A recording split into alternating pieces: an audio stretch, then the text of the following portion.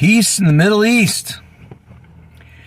43 years ago, when I was 18, I used to go to a Bible study, and they used to tell me that someday the Antichrist would make some kind of peace treaty with the Israelis, and this would begin the Daniel's 70th week, the last 7 years before Christ returns at the Battle of Armageddon and takes over the entire planet.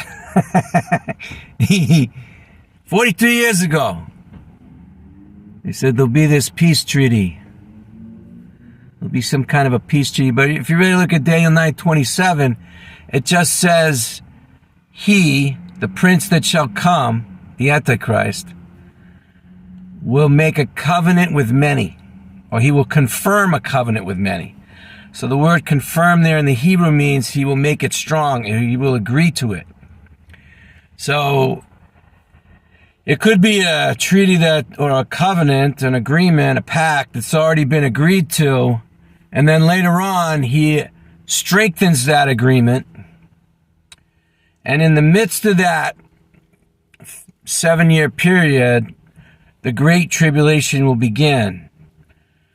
And he will go into the third temple, and he will sit in the Holy of Holies, and he will blaspheme the Creator, according to Thessalonians.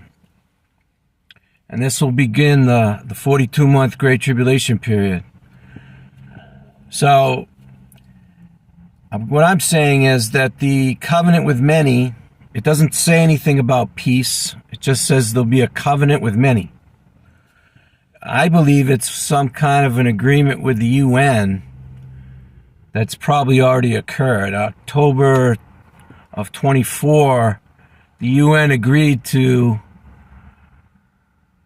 recognize the Palestinians as their own country with the plan to give them the West Bank. So this could have been the covenant with many that years later the Antichrist agrees to.